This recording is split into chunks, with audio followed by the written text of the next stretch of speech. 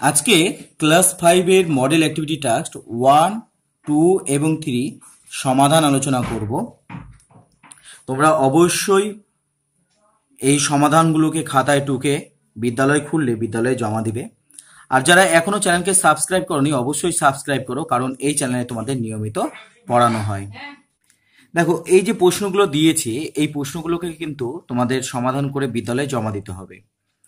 তো একটা প্যাসেজ এখানে দিয়েছে, সেই প্যাসেজটাকে পড়ে নিচের যে প্রশ্নগুলো তার উত্তর দিতে হবে। Read the passage and answer the question that follow. তাহলে এটাকে আমরা একটু পড়ে নিই।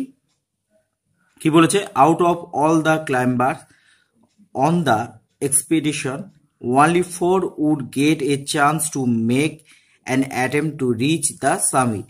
অর্থাৎ পর্বতের চূড়াতে পৌঁছানোর জন্য 4 জন মাত্র সুযোগ পাবে। যতজন পর্বতারোহী রয়েছে তাদের মধ্যে থেকে 4 জন সুযোগ পাবে। হান্ট দ্য টিম লিডার, তাহলে হান্ট হচ্ছে টিম লিডার হবে। সিলেক্টেড 2 টিম অফ ক্লাইম্বার্স, তাহলে তিনি দুটো দল সিলেক্ট করবে। The first team included Tom Bourdillon and Charles Evans, while Edmund Hillary and Tenzing Norgay made up the second team. তাহলে hunt হচ্ছে টিমের লিডার, দুটো টিম সিলেক্ট করেছে, যার ফার্স্ট টিমে কে ছিল? টম আর চার্লস এভেন্স ছিল, আর দ্বিতীয় টিমে ছিল হচ্ছে হিলারি আর টেনজেন নরগে। তো এটা পড়ার পর দেখো এখানে অ্যাক্টিভিটি 1-এ বলেছে write T for true and A for false statement in the given space. কি বলেছে? এ নম্বর বলেছে Hillary was the first team of the climber.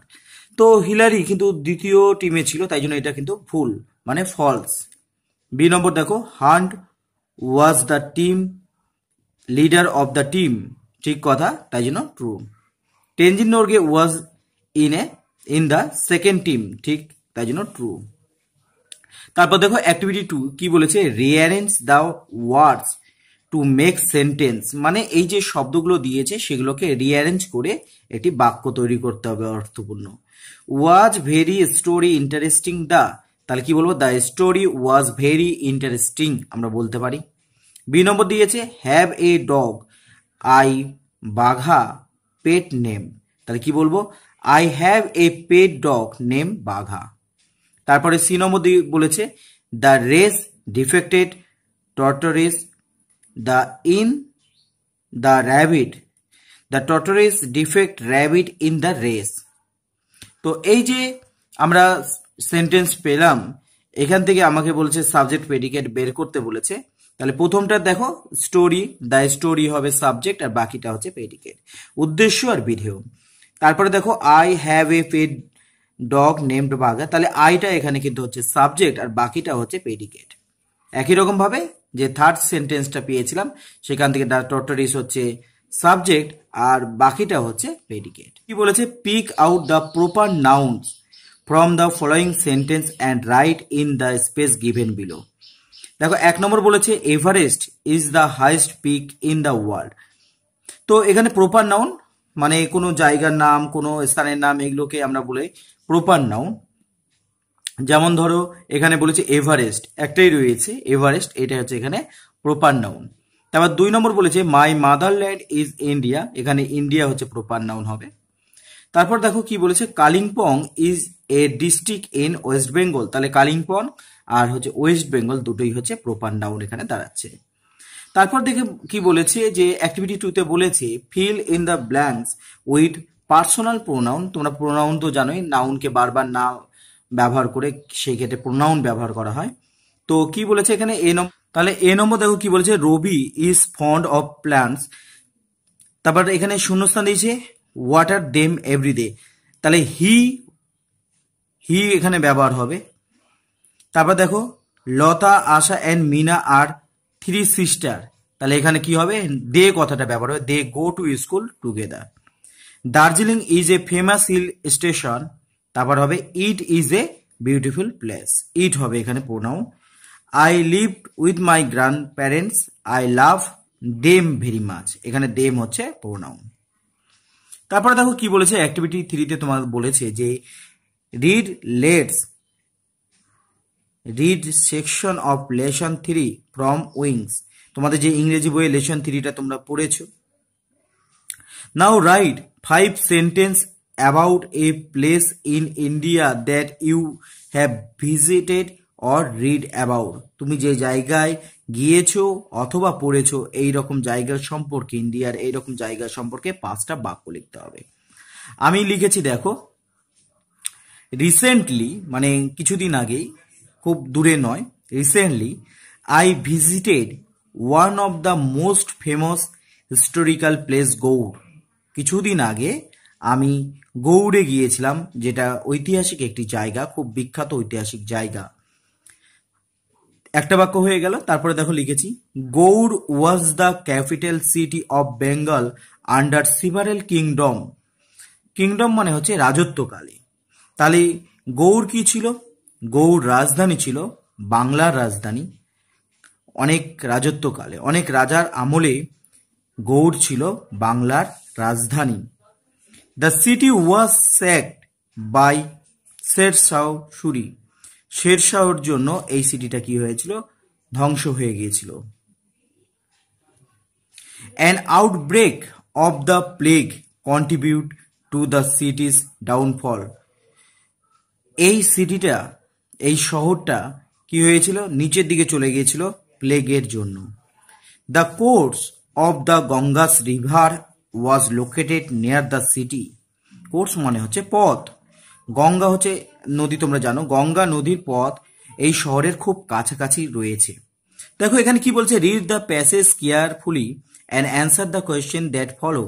মানে এই পুরো অংশটা, প্যাসেজটাকে তোমাকে পড়তে হবে এবং তার থেকে তোমাকে নিচে প্রশ্নগুলোর উত্তর দিতে হবে। কি বলেছে? I was not very good at a sports. স্পোর্টসে মানে খেলাধুলায় আমি ভালো নই।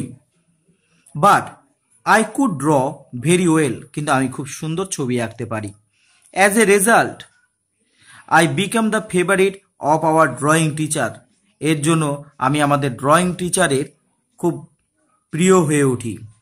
ড্রয়িং টিচারের নাম বলে দিয়েছে Ashubabu. He was given the charge of decorating the hall for the annual prize distribution ceremony. বার্ষিক যে পুরস্কার বিতরণী অনুষ্ঠানের ডেকোরেট করার জন্য তিনি আমাকে দায়িত্ব দিয়েছিলেন। He also conducted an event called music drawing.